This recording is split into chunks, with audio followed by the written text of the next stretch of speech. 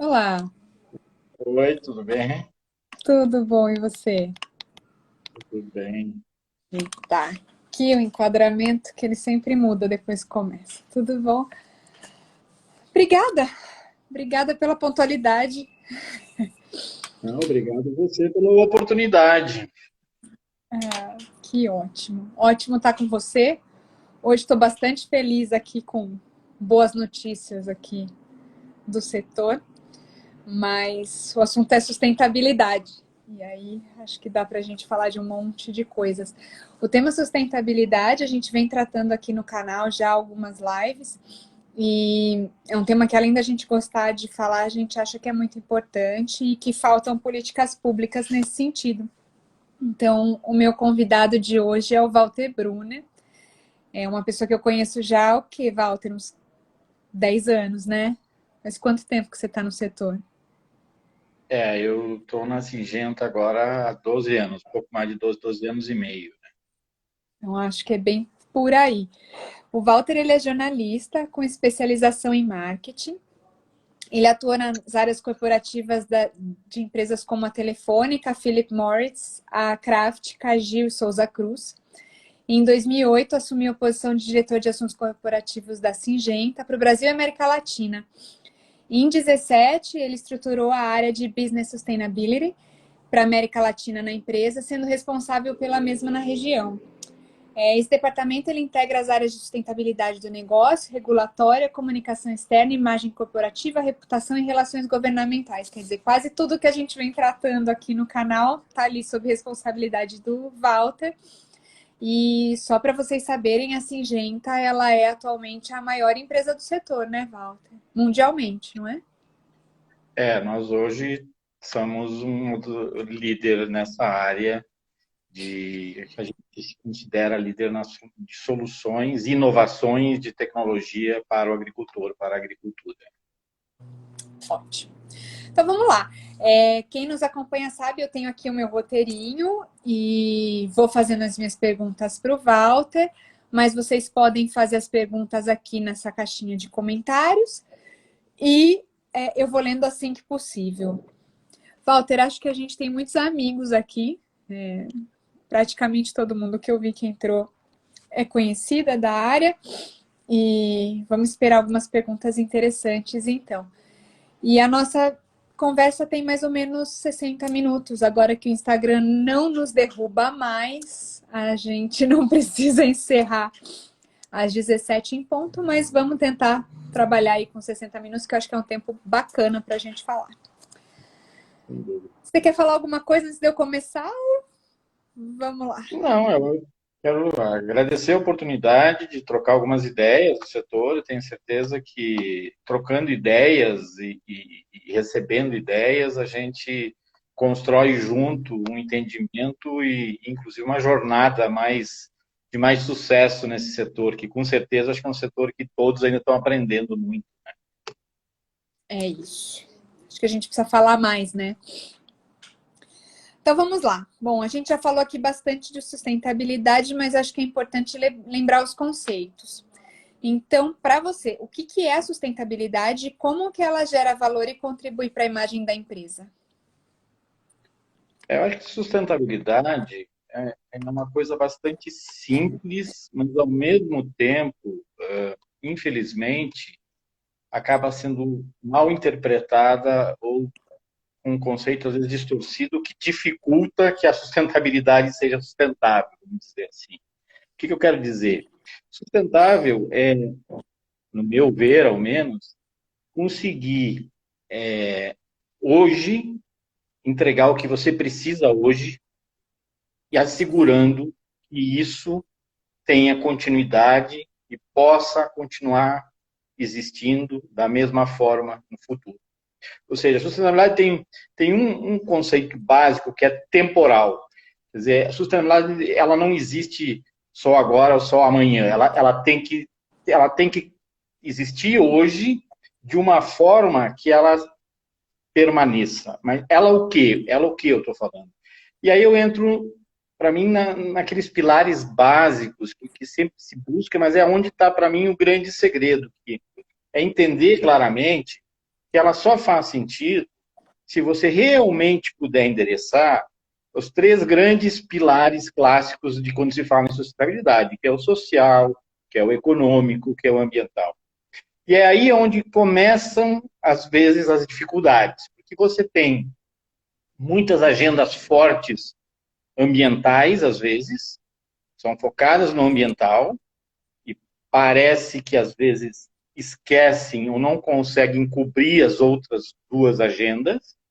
Você tem as outras agendas às vezes, muito econômicas, muito, quer dizer, muitas vezes as empresas, o setor privado é criticado por ter muito forte esse pilar econômico e se esquece das outras duas, que também torna toda a sustentabilidade insustentável. E o social que de alguma forma talvez deveria ser o mais importante de todos, apesar de que no conceito de sustentabilidade os três têm que estar equilibrados, não pode ter um mais importante que o outro, mas o social são as pessoas, né? É onde a coisa muitas vezes acaba sendo mais difícil de ser endereçada, de assegurar que a sociedade, as pessoas estejam nesse conceito de sustentabilidade, tendo condições de ter o que precisam hoje, de uma forma que vão poder continuar tendo no futuro. Infelizmente, muitas vezes, a gente não está sendo sustentável em muitas questões, nem hoje, e muito menos parando a sustentabilidade do futuro. Apesar de que, eu acho que nós, como sociedade, nós, como mundo, estamos evoluindo nessa área.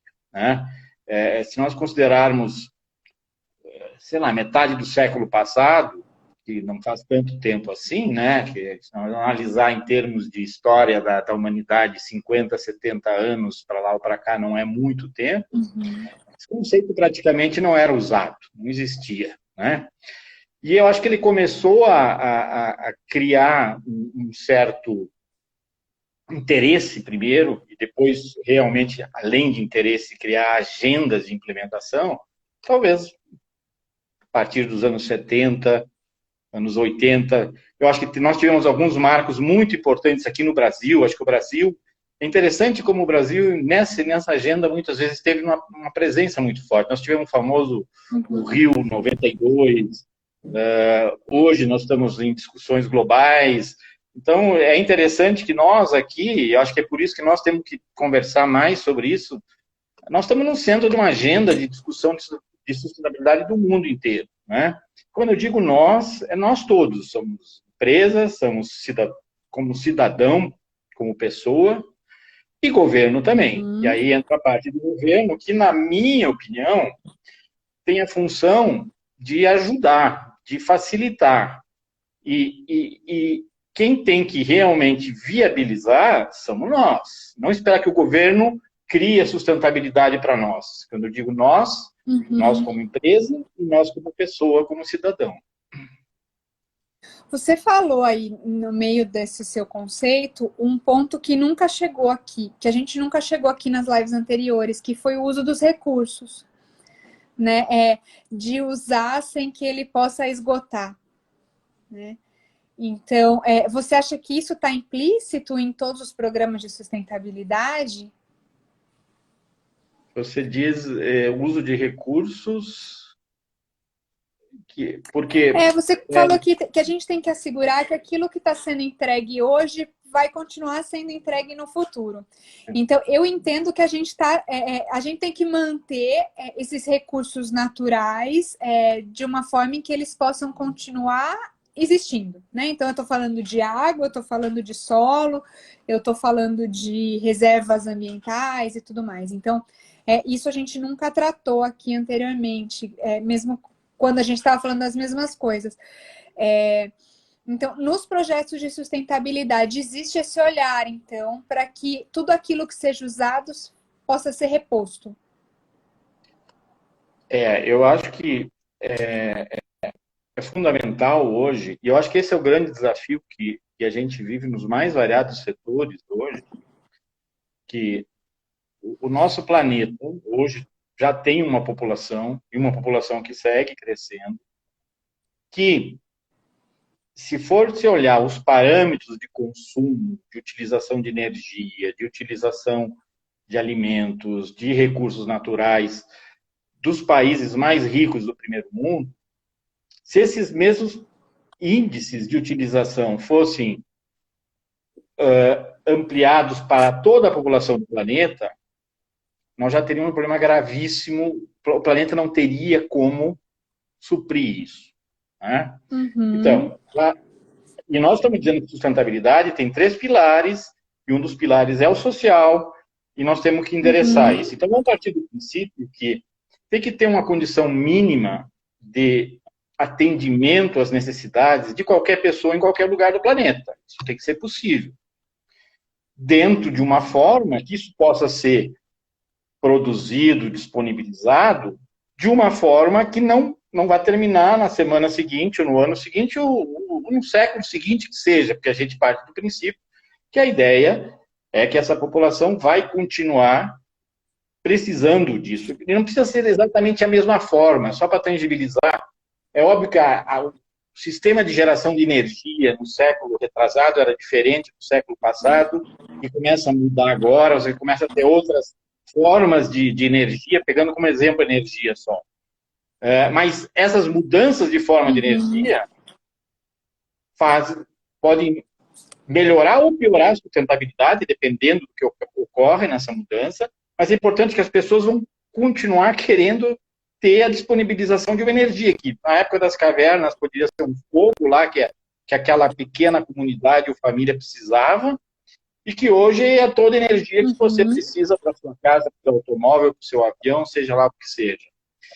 Isso vale, por exemplo, no nosso setor, na questão de alimentos. Nós estamos diretamente relacionados à produção de alimentos. Hoje a gente sabe que uma população crescente tem necessidades crescentes de alimentos de qualidade que lhes atendam. Como é que você vai fazer isso sem criar impactos maiores no meio ambiente? Aí nós temos que achar a solução, endereçar isso, para que a gente atenda, porque a gente não pode resolver o meio ambiente e continuar com a população carente de alimento. Aí ele não é sustentável. Né? É os 3 pilares, novamente. Então, uma coisa bem básica, nós temos que, com certeza, manter crescente a produção de alimentos no mundo. Qualquer dado que a gente levante, etc., vai mostrar isso. Mas nós temos que produzir mais alimentos com menos pressão ambiental. E dentro de uma viabilidade econômica que atenda a necessidade social. Também não adianta eu produzir alimento com um custo inviável para a maior parte da população. Então, essas 3 coisas têm que estar sempre se conversando, e é esse desafio que eu acho que, no nosso caso, por exemplo, que é a nossa empresa, é onde a gente tem o foco, a gente busca inovação, busca desenvolver programas desses conceitos de sustentabilidade. Então, eu usei 2 exemplos, energia e alimento, para tangibilizar um pouco o conceito. Ótimo. Bom, e você falou também, a gente começou a falar um pouquinho do papel dos governos, e você disse que o governo tem que dar só as condições e quem tem que ajudar são as empresas. Como que a sustentabilidade está inserida hoje nas políticas públicas brasileiras? E se é possível evoluir nessa agenda somente com os governos? Na verdade, você já respondeu lá atrás, mas eu queria elaborar um pouquinho mais em cima disso. Eu acho que tem espaço perfeitamente claro, e eu posso falar um pouco das nossas experiências, de ter programas, inclusive com o governo, parcerias público-privadas, que funcionam. Funcionam desde que cada um entre com a sua parte, no sentido de entrar ou com sua expertise, ou com a sua estrutura, ou com seus recursos, de uma forma complementar. Eu acho que a palavra parceria, ela é chave para nós hoje, nós temos muito claro isso em todas as nossas iniciativas e programas. A parceria é fundamental. Primeiro, que ninguém tem todos os recursos disponíveis sozinho. Segundo, ninguém tem todo o conhecimento sozinho, expertise. das coisas. Então, parcerias são fundamentais. E nessas parcerias, eu acho que a parceria ideal é se você tiver os vários atores diferentes na parceria. E os principais programas nessa área de sustentabilidade que nós temos hoje, a gente tem iniciativa privada, nós e outras empresas privadas. Nós temos ONGs, NGOs, que entram nessa agenda, que trazem um aporte de uma outra visão, que tem um papel importante. E nós temos governos que também ou estão atuando com políticas públicas específicas para isso, ou estão, de alguma forma, participando via entidades ou empresas públicas que têm esses conhecimentos. Por exemplo, aqui no Brasil, sem dúvida, um grande parceiro, não só nosso, mas de muitas empresas em várias agendas, e principalmente em agendas sustentáveis, é a Embrapa, por exemplo, que é uma empresa pública, tem um papel importante, que tem muita expertise em várias frentes, e assim por diante. Inclusive, nós temos parcerias também a nível de Estado, com governos de Estado, para atender questões de Estado, quando é o caso, a nível de Estado. Então, dentro de diferentes níveis, e eu acho que cada programa merece uma análise específica, a nossa experiência é muito na linha de que a parceria é importante, ela é fundamental, ela não é uma opção, é um caminho alternativo, ela é muito importante porque ela vai criar a robustez necessária para um programa de sucesso, sustentável, a longo prazo. Ótimo. E como é que como é que funciona?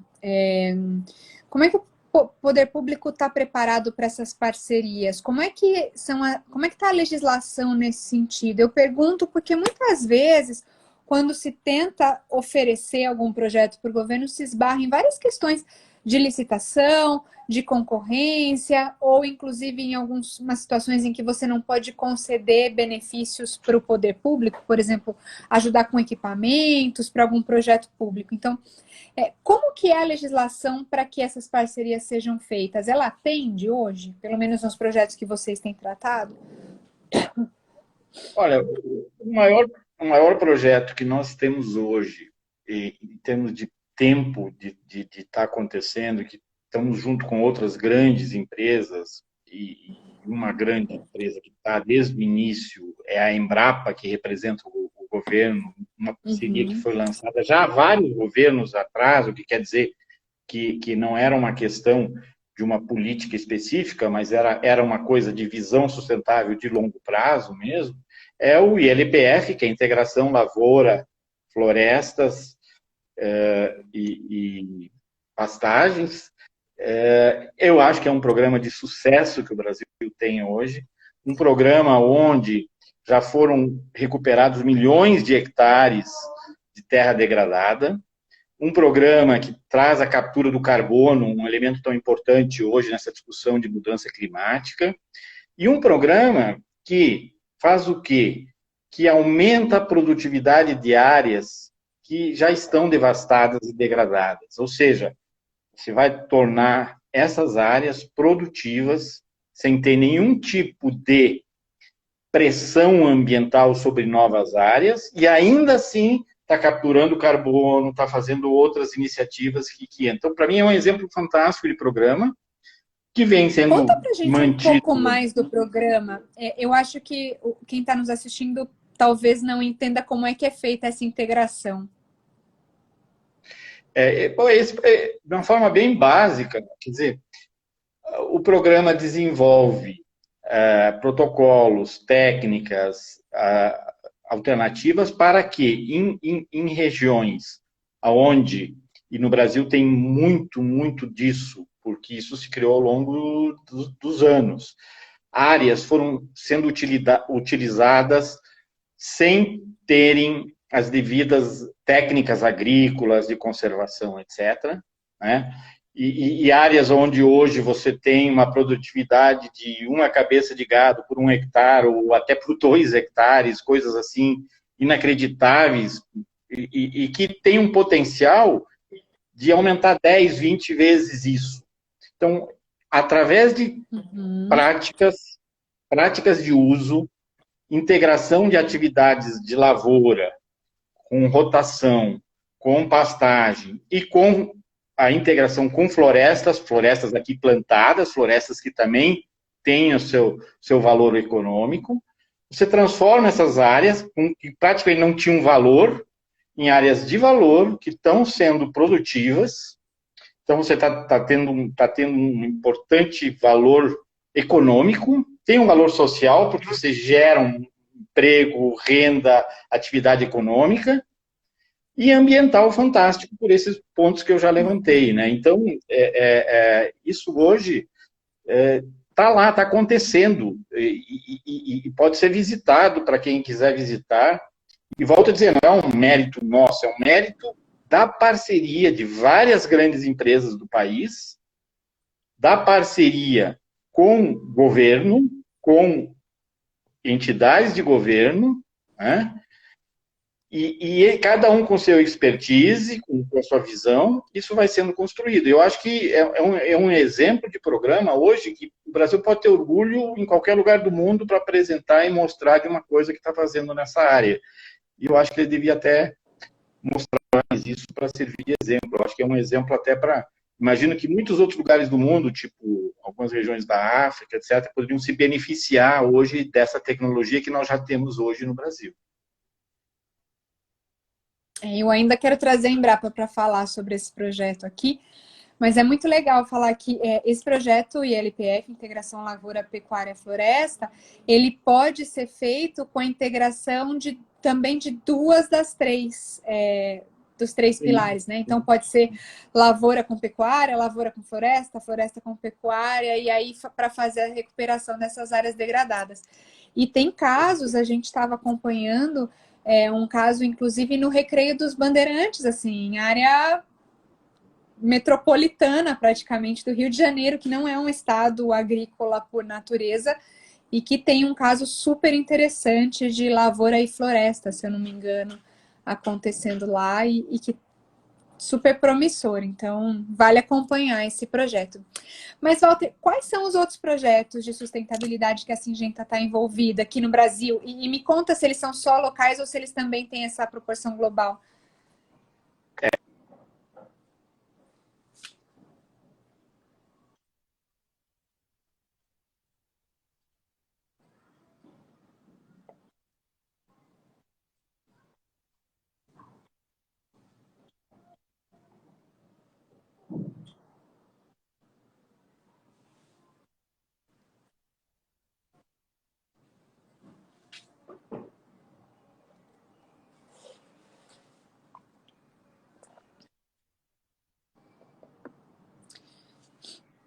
Pessoal, para mim tá travando, eu não sei se é o Walter ou o meu.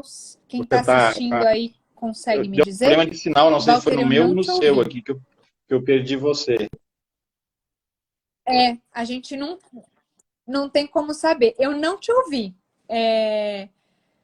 Conta pra gente de novo, você. Agora tô.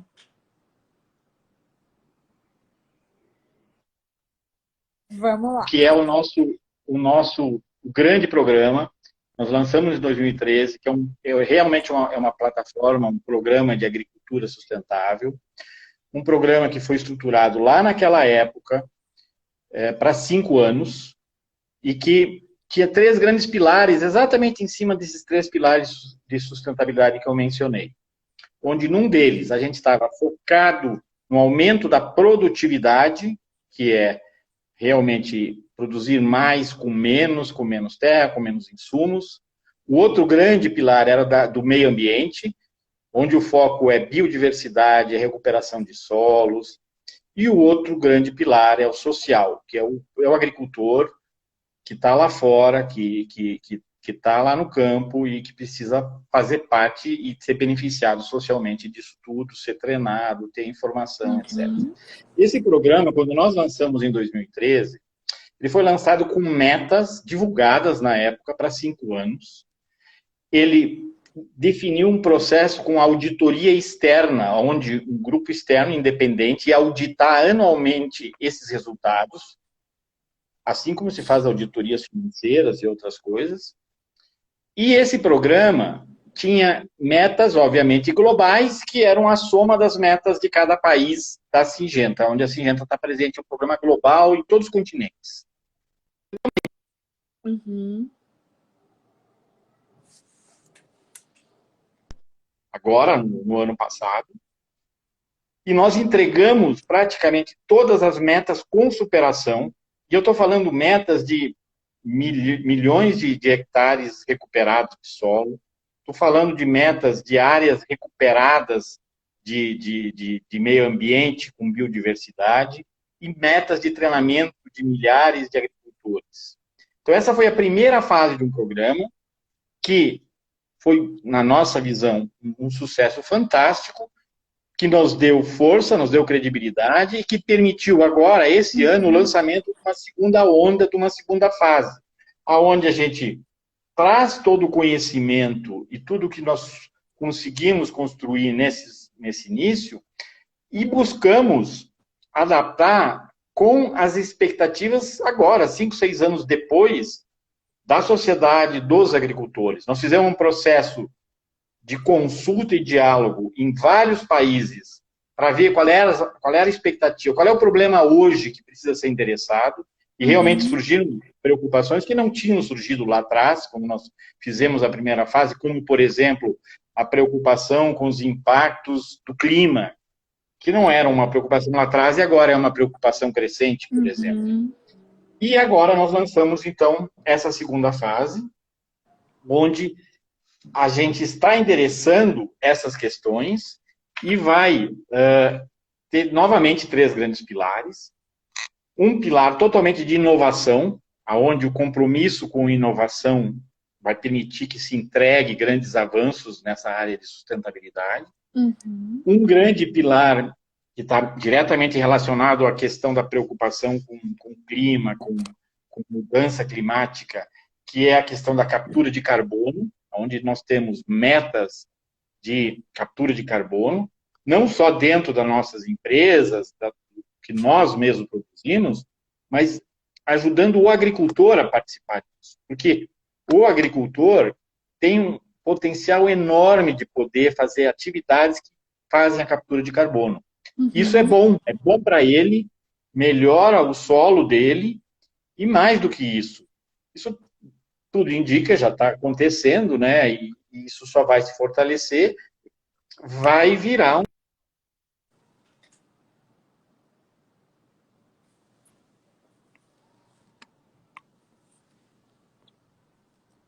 Travou de novo. Pessoal, é o meu ou é o do Walter? Alguém me ajuda? De novo, eu não sei... Travou. Normalmente a nossa plateia aqui diz quem é que está travando. Hoje ninguém está avisando. Mas eu peguei você falando da captura de carbono e não peguei o terceiro pilar. A Fabi falou que foi você que travou. O terceiro pilar, novamente, são as pessoas. O pilar são as pessoas e, de novo, envolve a questão de levar tecnologia, levar conhecimento, levar treinamento, no nosso caso, onde a gente tem essa expertise, essa capacidade, que é o agricultor. Mas, de novo, aqui eu quero dizer que esse é um grande programa da Syngenta, é um programa global, mas é um programa que está baseado em parcerias. Eu quero voltar ao ponto de parceria. Nós temos parcerias diversas, parcerias, algumas globais e outras locais, que faz sentido ter a parceria local, que faz sentido ter. Então... Esse programa é o Good Growth Plan, Walter? Exatamente. O Good Growth Plan, que aqui a gente está traduzindo como o nosso programa de agricultura sustentável, né? Bacana. Legal. E como é que você vê isso na visão de fora para a empresa? A minha pergunta é, ao incentivar que empresas tenham projetos de sustentabilidade, o que elas ganham com isso? Como é que a gente chama as empresas para que elas trabalhem nessa área? Você vê uma melhoria de imagem da empresa por parte do público em geral e por parte dos seus clientes, os agricultores? E como é que isso também se traduz em benefícios de imagem para os produtores rurais? Eu acho que isso é um ponto super importante de refletir um pouco e conversar. Primeiro, a tendência normal é, imagina uma empresa que faça lá a sua reunião lá interna, e não, a gente precisa fazer alguns programas de sustentabilidade para se posicionar para a nossa imagem, para a nossa reputação. E eu digo, cuidado. Eu acho que a sustentabilidade, o programa de sustentabilidade, ele tem que fazer parte da estratégia de negócio da empresa. Aí ela vai ser sustentável. E tem que fazer parte da empresa. Quer dizer, esses programas que eu comentei, esse programa, ele faz um negócio.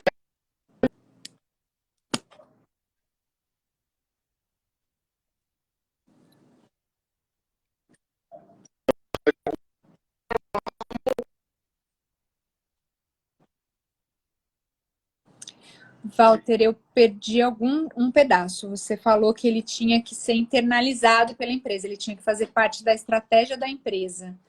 E aí travou. E eu acho que continua travado.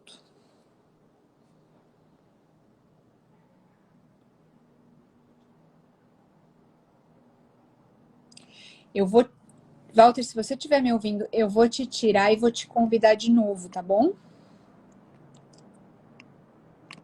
Nem isso eu tô conseguindo.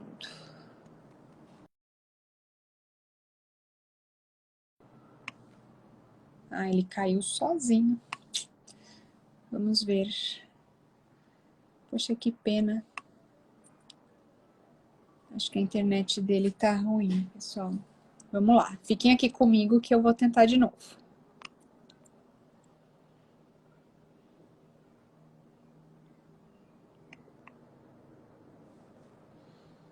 Não. Bom, a gente tenta mais uma vez. Aí, agora sim.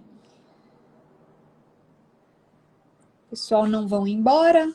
Walter já entrou de novo. Agora é só ele conseguir entrar.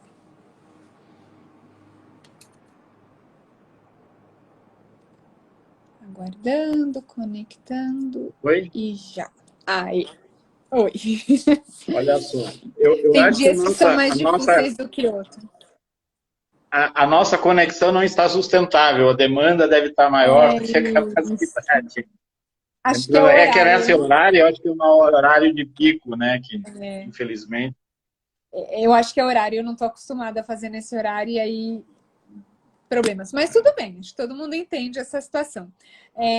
A gente ouviu até a parte em que você disse que o projeto de sustentabilidade ele tem que estar incorporado na empresa, ele tem que estar internalizado. E aí eu te deixo continuar.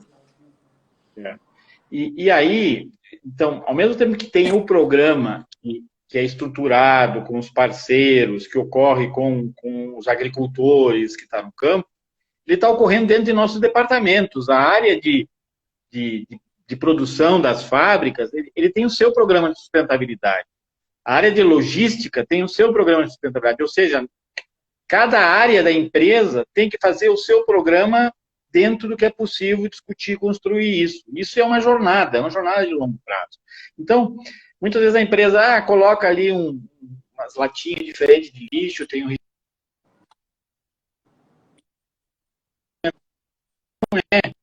não é a sustentabilidade dentro da empresa. Ela tem que estar na agenda das várias áreas da empresa. Ela tem que estar dentro da área de produção, da área de vendas, da área de RH e assim por diante. E aí, realmente, isso não é rápido, não é fácil, é um processo de aprendizagem, acho que todos aprendem. A gente começa a construir uma jornada sustentável para a empresa. Né? E aí, voltando... Dizer, tem que ser real e tem que vir de dentro para fora, né? Não adianta... isso não vai mudar a imagem se simplesmente tiver uma plaquinha ali falando somos sustentáveis. Né? Exatamente. A reputação baseada numa campanha de públicas, ela não é sustentável. Ela não vai conseguir no médio prazo, entregar nada tangível, nada do que está prometendo, e ela vai se desgastar. E aí pode ter até o efeito negativo para a empresa, né? Se ela prometer algo ou querer se posicionar de uma forma que não é consistente com o que ela está fazendo. Uhum. O Bernardo está perguntando aqui, ele está dizendo que a diretoria de empresas trazem resultados trimestrais. Como a sustentabilidade entra nas prioridades corporativas e como gerar valor aos acionistas com a sustentabilidade? Bom, hoje, só para vocês terem uma ideia, por exemplo, nesse programa nosso de recuperação de áreas degradadas, que faz parte dessa nova fase do programa, do nosso programa de agricultura sustentável, nós estamos desenvolvendo produtos para isso, para ajudar isso a acontecer. Então, faz parte do negócio mesmo. Nós estamos desenvolvendo sementes específicas para esse tipo de solo e para essa condição. Então, faz parte da agenda concreta. Uhum. Né? Então, ela é parte do negócio. Esse é um ponto. Segundo ponto, quando eu falo em programas de sustentabilidade em fábrica, em produção, se a fábrica consegue reduzir 10, 20% o consumo de energia, que é um importante ao longo prazo para a nossa sustentabilidade do planeta, a empresa está ganhando dinheiro. Uhum. Se nós conseguimos reduzir a emissão de carbono da empresa como um todo, via iniciativas que trazem redução de custo, redução de insumos e outras coisas, ela também traz. Então, existe um valor econômico da empresa, desde que ela saiba fazer isso e saiba como lidar com isso. Mas em relação a resultados, eu queria só destacar que nós, ao longo dos anos, já nos relatórios anuais de resultados, já sempre incluíamos o relatório de sustentabilidade também, como além de ter as metas de vendas, de resultado da empresa, ter também esse tipo de, vamos dizer, acerto de contas com o acionista e com a sociedade. Lembrando hoje que muitos acionistas estão cobrando isso também. Hoje tem acionista, tem fundos de ações que têm agenda que vetam determinadas empresas, etc. e tal. Tem certificações para isso e assim por diante. Então, as coisas, eu acho que devagarinho vão todas se endereçando com um objetivo comum. Né? Isso já faz parte da escolha hoje, né? Já tá na prateleira ali para a escolha. E aí, meio que quase fechando, assim, quais são os desafios para a empresa nessa agenda? Como é que é a expectativa de avanço? Você já disse que isso traz muito benefício e que a empresa está altamente comprometida, mas onde estão os entraves? Onde poderia melhorar? E a minha pergunta, ela diz respeito também a políticas públicas, já que essa é a nossa agenda aqui, né, do canal. Como melhorar esse ambiente para a sustentabilidade e para parcerias público-privadas?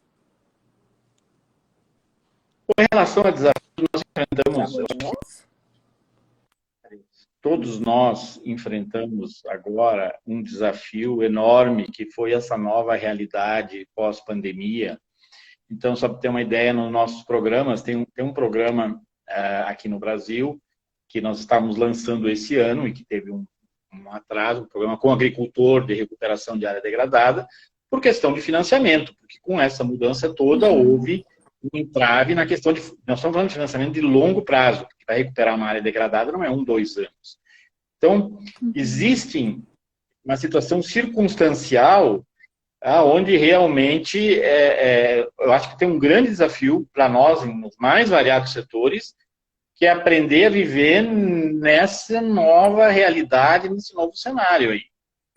Que a gente tem que tomar muito cuidado, porque alguns viram nisso, não, mas agora a gente viu o que é sustentável, não é, porque baixou emissão, baixou poluição, baixou consumo de carro na rua e não sei o quê. Sim e não, porque, por outro lado, a gente sabe que tem uma situação econômica bastante crítica, que cria pressão para todos os setores, em todas as áreas, que acaba, às vezes, criando uma tensão com investimentos de médio e largo prazo e assim por diante. Então, eu acho que o grande desafio agora, de curto prazo, é a gente aprender e se readaptar com uma nova realidade, com toda a vulnerabilidade que a gente está vivendo. Isso é um ponto. E passando isso, conseguir manter, lembrando sempre que o conceito de sustentabilidade só faz sentido ao longo do tempo. Se eu não conseguir manter tudo que você fizer de bom, se deixar cair, agora perdeu. Então, isso é fundamental. Em relação às políticas de governo, eu acho que a melhor coisa que a gente pode fazer é buscar diálogo e conversar. Eu acredito que nas experiências que a gente teve, sempre que a gente senta à mesa, que a gente busca agendas comuns, a gente consegue destravar a coisa. Eu acho que às vezes é um pouco mais demorado, um pouco mais rápido. Eu acho que nós temos um ambiente favorável hoje para isso, desde que a gente consiga colocar todos os stakeholders juntos numa agenda. Isso é muito importante, para assegurar que tem todas as visões, para não ficar uma visão... a polarização, eu acho que é negativa, e trazer isso junto dá para construir. Eu acho que tem espaço e eu acho que a gente está no rumo certo. Legal.